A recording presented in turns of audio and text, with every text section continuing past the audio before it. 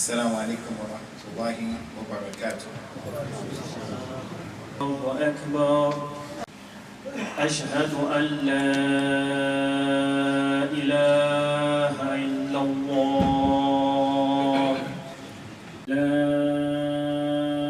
إله إلا الله نحمده ونستعينه ونستغفره ونعوذ بالله من شرور أنفسنا ومن سيئات أعمالنا.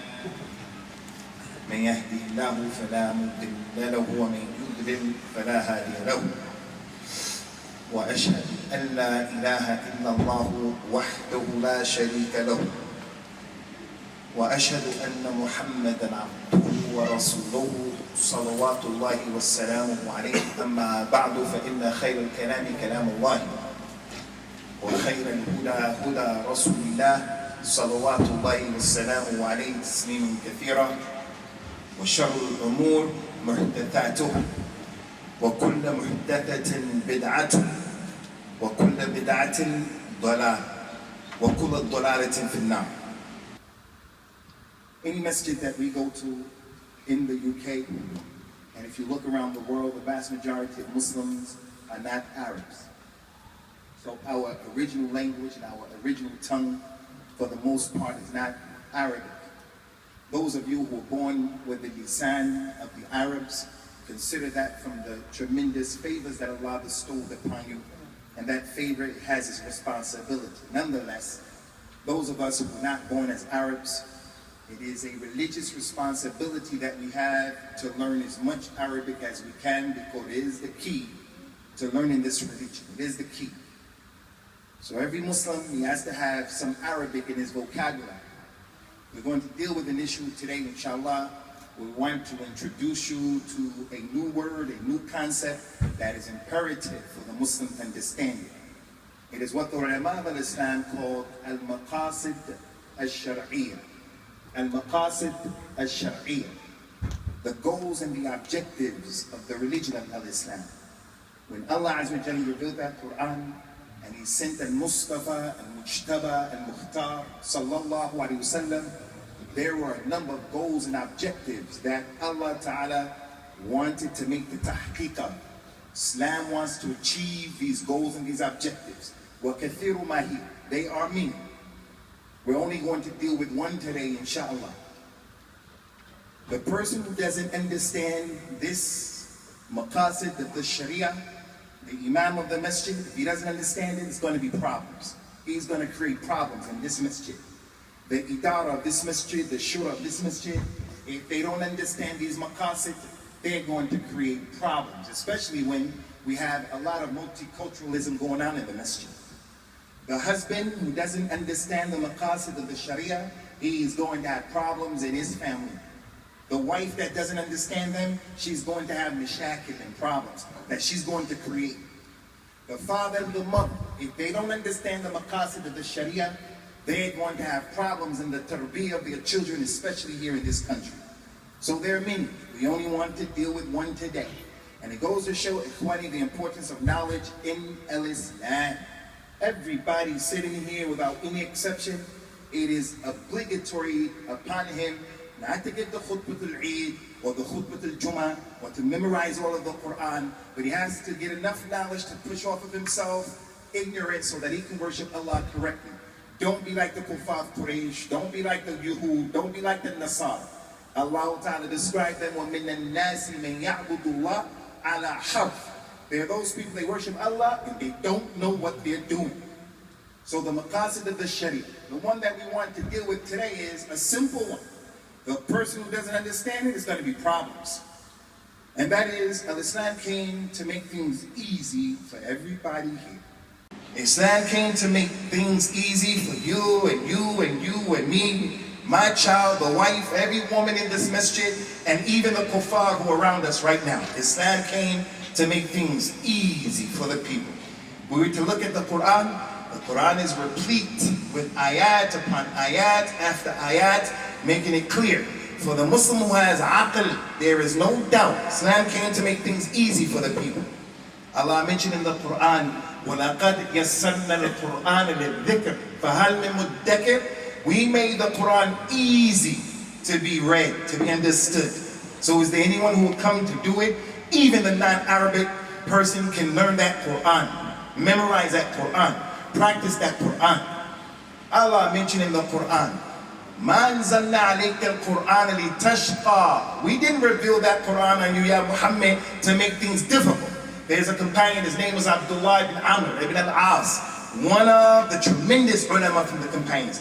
He used to read the Quran every night from the beginning to the end, and he used to fast every day. When the Prophet heard about that, sallallahu alaihi wasallam, he went to him and he said, "Don't do that. Allah didn't make it wajib upon you, me, you, to read all of the Quran every night from the beginning to the end." Allah Azza wa Jalla mentioned in the Quran, "Yuridu Allahu bikum al-yusr, wa la yuridu bikum al-usr." Allah wants ease for you. He doesn't want to make things difficult for you. That's the kalam of Allah. يريد الله أن يخفف عنكم وخلق الإنسان ضعيفا. Allah wants to make things light. He wants to make your marriage light. He wants to make your job light. He wants to make the Salat al-Jum'ah light. He wants to make al-Hajj light. He wants to make your religion light. لا يكلف الله نفسا إلا وسعها. Allah doesn't burden a soul beyond his burden, beyond his ability. He can't pray standing up, pray sitting down. He can't fast the month of Ramadan, don't fast the month of Ramadan. We just completed Hajj. The vast majority of us didn't make Hajj because we didn't have the ability. لا يكلف الله نفسا إلا وسعها. Allah said in the Quran, فَاتَّقُوا اللَّهَ مَا اسْتَطَعْتُمْ. Fear Allah to the best of your ability. Ayat upon ayat after ayat after ayat. You don't have to keep going. He said in the Quran, مَا جَعَلَ عَلَيْكُمْ فِي الدِّينِ مِنْ حَرَجٍ مِلَّةَ أَبِيكُمْ إِبْرَاهِيمَ. He didn't make things difficult for you in your religion. This is the millah of your father Ibrahim. And more ayat, but we have to go on. If you look at the authentic sunnah of the Nabi sallallahu alaihi wasallam, things have not been made difficult for us in the deen. The Prophet described this religion, he says sallallahu alaihi wasallam, "Inna ad-din yusr, wa lan yashad ad-din ahadun illa ghalaba." This religion is easy. Anyone who tries to do everything and go overboard, the religion will overwhelm him. He says sallallahu alaihi wasallam, "Ala inni bu'ithtu bil hanafiyyah as-samha." I've been sent with a religion that is samha and musamaha. It overlooks, it forgives. People make mistakes. He says, sallallahu alayhi wa sallam, "Inna Allah tajawaza an ummati al-khata'a wa nisyan ma stukrihu alayhi." The religion of ease. He told the imam, giving a khutbah, we're going to pray. The imam for Fajr, any imam, إِذَا صَلَّى أَحَدُكُمْ بِالنَّاسِ فَلْيُخَفِّفْ فإن من ورائه الكبير والسقيم وذو الحاجة. Behind you people, if anyone makes salah, the imam, make it easy, make it light. Behind you is an older person. Behind you is someone who's sick. Behind you is someone who has something to do. He has to go to work. We're going to make the Khutbah al-Jum'ah until 3 o'clock. People have to go to work. The imam has to understand that. If he doesn't understand these maqasid, he's going to make problems. Ajabin min ba'din nas. It is a crazy thing, it's an amazing thing, how some people make things difficult on themselves and they call it their religion. Looking in this masjid, my first time here, vast majority I don't know. But every single culture here, in our culture, we make things difficult on ourselves. And there are just too many examples to give. One example is the example of the janazah. If someone were to die, your wife or person's wife, his mother, his father, his child, his brother, that is a musibah. بَلْ هِيَ مِنْ أَعْظَمِ الْمَصَائِبِ. Big musibah to have someone to die. In our culture, when someone dies, the person's family member dies, his wife, mother, father dies, now he has to be responsible. The family of the mate has to be responsible. He has to feed all of the people 3 days straight, 4 days straight. Not 1 meal, but 3 meals for 3 days, because that's the culture. If he knows the religion and he has fiqh of the religion and he told the people from his jiran, his aqarib, and his asdiqa, hey, la yukallifu Allahu nafsan illa wus'aha. I'm not going to do that. I'm busy with my family and the dead. The people say, he's bakhil. He's bakhil. But the religion didn't make things easy, difficult. When Ali ibn Abi Talib's brother Ja'far died, the Prophet told his family, Rasulullah told his family, sallallahu alaihi wasallam, hey, Ahl al-Bayt, my family, go and make the food for Ja'far's family because they're busy. Because they're busy. How is the community going to make things more difficult on the individual? We make the things difficult. The white man, white girl, the white man, he wants to be a Muslim. He calls the masjid on Monday, I want to accept Islam. We say, okay, come Friday. He comes on Friday. From Monday to Friday, he could have died, he comes on Friday. We're going to stand him in front of all of the people after Salat al-Jummah and make him take the Shahada in Arabic. In Arabic. When he never had to come to the community in the first place. He could have just taken the Shahada over the phone. He could have just taken the Shahada to him and his friend, and that's it. We make things difficult upon people and upon ourselves. But Allah Azza wa Jal, He made the religion easy, easy. There is a principle, a qawaid, fiqhiyya, usuliyya, that says based upon the ayat that I mentioned and other ayat, the ahadith that I mentioned and other ahadith, al-mashaqqatu tajribu at-taysir. When things are difficult on the person, the religion makes it easy for you, easy. And there are many examples of that. We just want to give 3 examples of something that is in the Quran, incidents that happened with the Nabi sallallahu alaihi wasallam and his companions. Ayat that were revealed. Leave no doubt for the Muslim who's aqil. This religion wants to make things easy for everybody who's here. Without any istithna. Not a single istithna. Islam doesn't want things easy for Muslims, difficult for kuffar.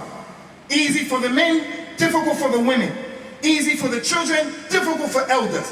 There's no exception. Islam wants ease for everybody walking on the face of the earth. Allah Ta'ala mentioned when an individual finds himself in a situation where he has to eat. He has to eat.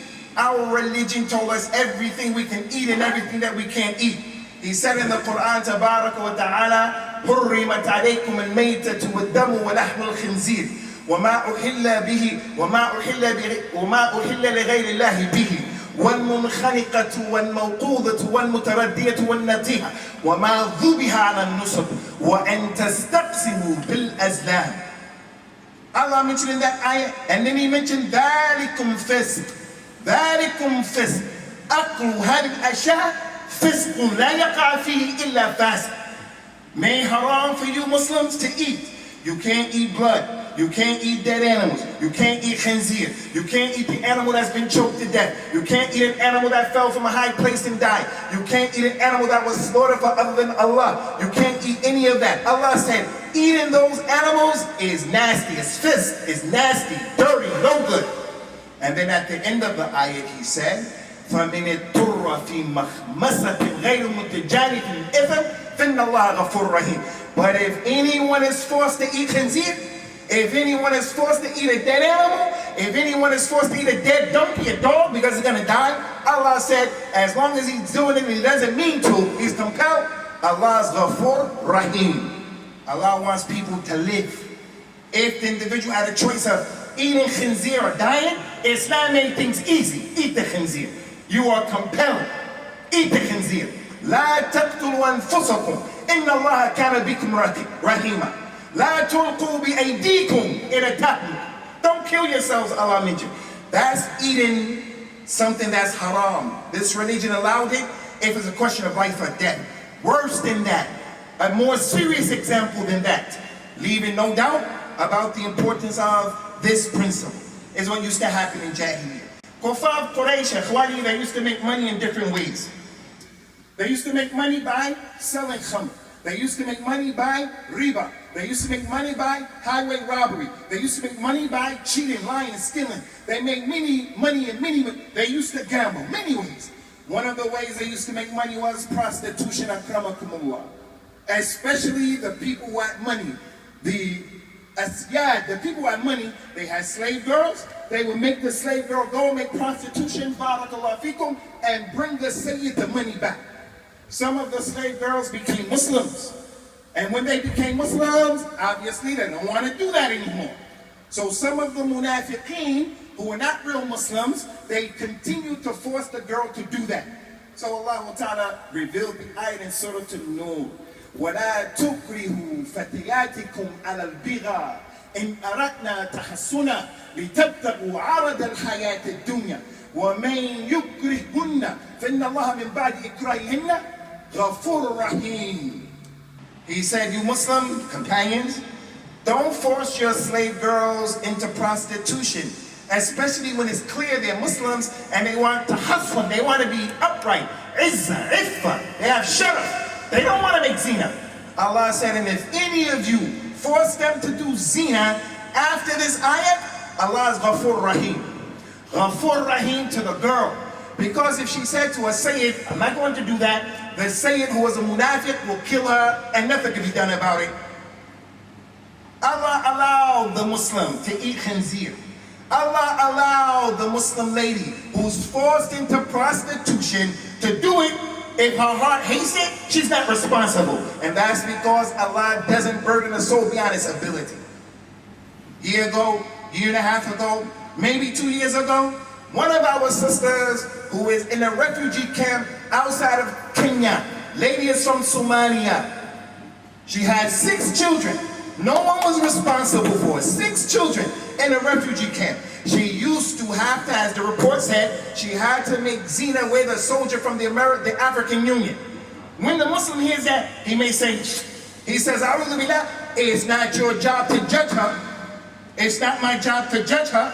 I don't mention this for someone to be mutahassis, someone to say, why did he mention that about our people? The point is, if the lady was forced to do that, Allah is alim with her situation.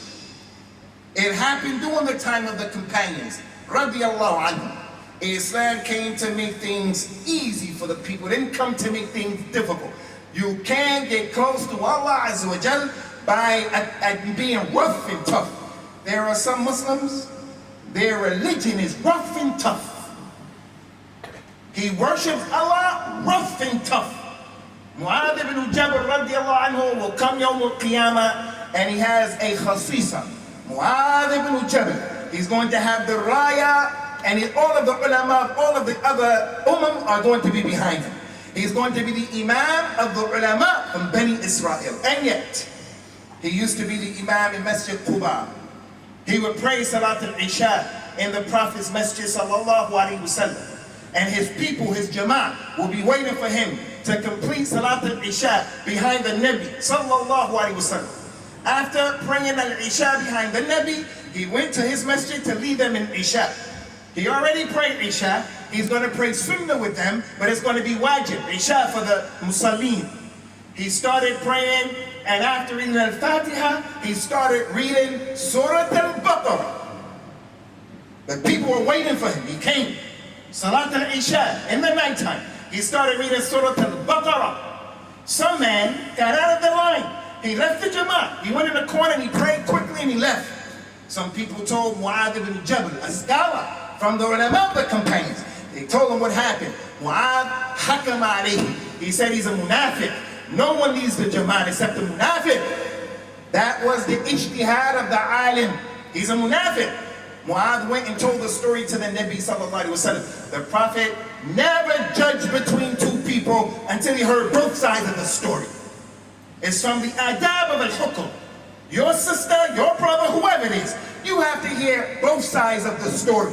He said, go get the man. The man came. Why did you do that? Why did you get out of the Jama'ah? The man said, Ya Rasulullah, I'm in the desert all day with my animals. I came, we were waiting for Mu'adh to finish with you at Isha. He came and he started praying Isha and he started praying Surah Al-Baqarah. I was in the desert all day, I'm tired.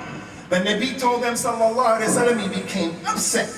His face became red. He became upset. He said, Inna fikum munaffirin. Afatanum anta ya Mu'adh? Afatanum ya anta ya Mu'adh? 3 times. Are you making fitna for the people, ya Mu'adh?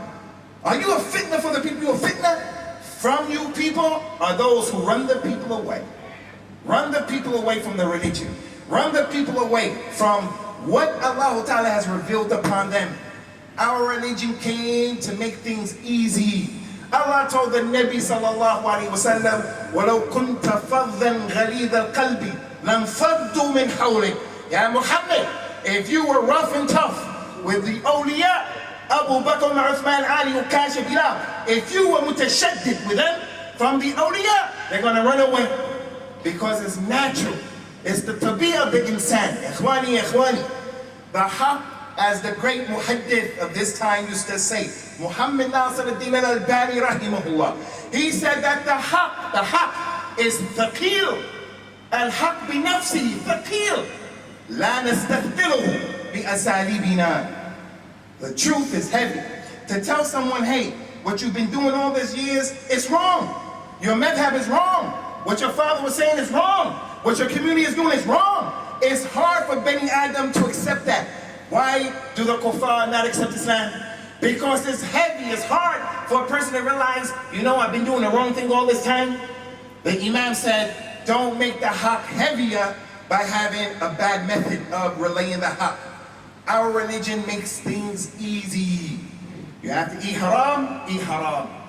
You have to, the lady made the zina, the prostitution, Allah allowed it and Allah is Ghafoor Rahim. The third example is a bigger example than eating khamr. It is a bigger example than prostitution. Tahharallah ayyam. In the beginning of Islam in Mecca, one of the companions, his name was Yasir. Tremendous imam, a tremendous personality in Islam. Kuffar Mecca took Yasir, took his wife Sumayya, and took the boy. Tied up the wife and the husband, and started persecuting them, cutting them up. Not to kill them, to torture them, ta'deeb, cutting them up. It's enough that the man is watching his wife being touched and cut up. The boy is watching his mother being cut and torn up. They would take salt, they would take sand, and they would put it in the wound. And the boy was watching. What was going on with the mother and the father? They got tired. The kuffar of Quraysh got tired. The Prophet would walk by, and all he would say, sallallahu alayhi wa sallam, was, nasiha bil lisan, sabran ya ala Yasir, fa inna maw'idakum al-jannah. Be patient, Yasir, and your family. If you have sabr with your problem, the reward is Jannah. Ikhwani, wallahi, it's not enough time. Those companions, radiallahu anhum, they were divinely chosen by Allah. Prophet Muhammad sallallahu alaihi wasallam is Mustafa. Those companions were Mustafa.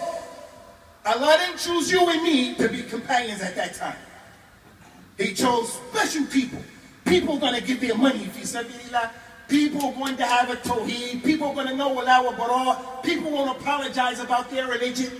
People who learned the religion, they had true brotherhood. That man was being persecuted. One of those people, radiallahu anhum, if he woke up in the morning and he walked down the street, he knew this could be the last day I'm walking down this street. And now all we have to do is wake up for Fajr, and we can't do it. All we have to do is give 5-10 pounds every week for the Masjid. We can't do it. And then come some animals, some wahshiyun, zalama. They come and they say, the companions irtaddu, they're kuffar. And the Muslim doesn't have enough sense to know. If someone is cursing the companions, he is an adu of Allah. He is an adu of Allah and His Messenger in this religion. But because he appears to be against the Yahud, the Muslim says, Hassan Nasrallah, he says, Mujahid, he's our friend. Because he's against the Yahud. Anyone who could curses Abu Bakr, Uthman, and the rest of those companions, they are from the shayateen of the ins. Ash-Shahid wal-Muhim. Be patient, guys. Al-Yasir. You're going to go to Jannah. The Kuffar of Quraysh got tired. They killed the father and killed the mother in a terrible way. I can't even mention how they killed the mother because it wouldn't be munasib. It wouldn't be appropriate to tell you what they did to the mother in this masjid, on this minbar. It wouldn't be munasib. They killed him in a terrible way. They went to the boy. They said, look, we're going to let you go. We'll let you go, though, under the condition you curse Muhammad. You curse him, and we'll let you go. He started making sab and shatam to Rasulullah sallallahu alaihi wasallam. And Quraysh let him go. The Arabs, the aqliyatul Arab back then was crazy. On one hand, you're killing people in a terrible way, killing a woman, but over here, you keep your word. The Arabs at that time were messed up. And I say here today, without any taraddud, I say here today, the Arabs without Islam today are messed up. Any Arab without Islam, messed up.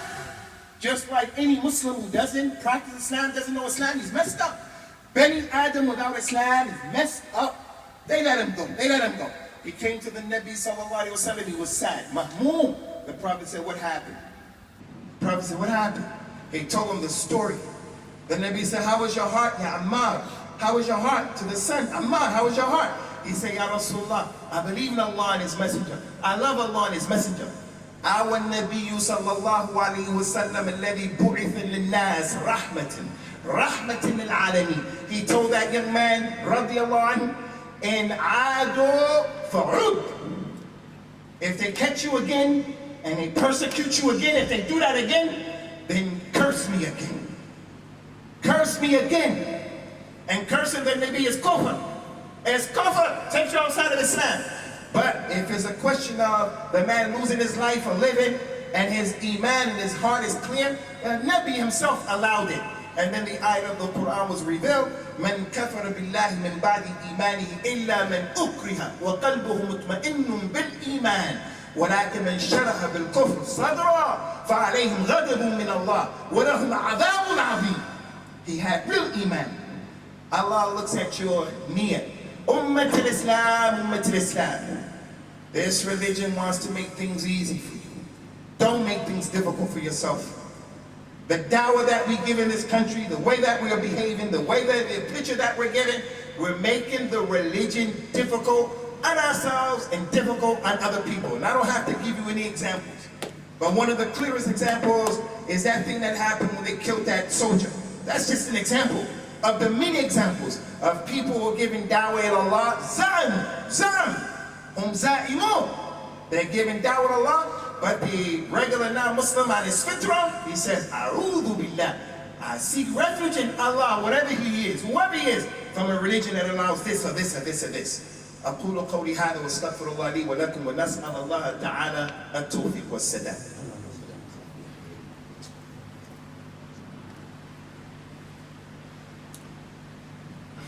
Alhamdulillah wassalatu wassalamu ala rasulillahi amma ba'd. A lot of other things can be mentioned in this regard, ikhwani, but I would be remiss if I didn't make something clear here. Someone may be sitting in this audience, in this musalla right now, and they may say, mashallah, mashallah, the religion is easy, so I don't have to pray. Mashallah, mashallah, the religion is so simple. The real Quran and the Sunnah is simple. I don't have to wear hijab. Islam is in my heart. Mashallah, mashallah, Islam is so easy. I can go to my job and my co-workers and I can shake hands with the woman because Islam doesn't want to make things easy, difficult, and I don't want to be from the munafiqeen. Maybe if I tell the lady I don't want to shake your hand, she's going to say, I don't want to be a Muslim. La, that's not the meaning of this khutbah today. That's not the meaning of this khutbah today. No way, that's not the meaning of the khutbah today. Ikhwani, this insurance in the car is haram. Is aklu amwal nasi bil batil. The man is driving for 10 years, he never gets into an accident, and he's paying over £1,000 a year in car insurance. By what haq did they take the money? What hikmah did they give us? But if you get caught without that car insurance, you're in trouble. So you're forced, go ahead and do it. You're compelled. But don't think that car insurance is okay. That was haram, but we're compelled. Those of us who are in mortgages, we're tied into mortgages, I say, a mortgage is a kabira from the kabat. La shakka fi. It's riba. Aklu nas, aklu amwal nas bil batil. But I say, don't listen to ha'ula'i and don't listen to ula'ika. Don't listen to the people, if you're in that situation, who say, get out, just sell your house, leave the house, and don't listen to the ones that don't worry about it. You have to take your issue to a scholar. You have to take your issue to someone who knows this religion. Explain to him the details of your issue and get a fatwa that you can work by. But go to the person who's knowledgeable, the one who knows the sunnah, not the one who's going to be playing games, not the one who doesn't know what he's talking about. Don't go to those people. So the point here is, the religion is easy, but at the same time, although it's easy, everybody is responsible for trying to worship Allah in the way that He legislated and the way that the Prophet showed us, sallallahu alaihi wasallam, and the way that the companions, radiyallahu ajma'een, radiyallahu anhum ajma'een wa ardahum, the way they understood this Quran and the Sunnah of the Nabi, sallallahu alaihi wasallam. We ask Allah Ta'ala to help us understand the ease of this religion. We ask Allah to establish our feet firmly upon the Kitab and the Sunnah, to make us of the Ansar of the Sunnah, and to join us with those people who were with the Nabi from his companions, sallallahu alaihi wasallam, radiyallahu anhum ajma'in. May Allah Ta'ala protect our community, protect Al-Islam, protect our children. May Allah Azza wa Jalla bring back to the Muslims their religion, their religion. أقول قولي هذا واستغفر الله لي ولكم. أقم الصلاة يرحمكم الله.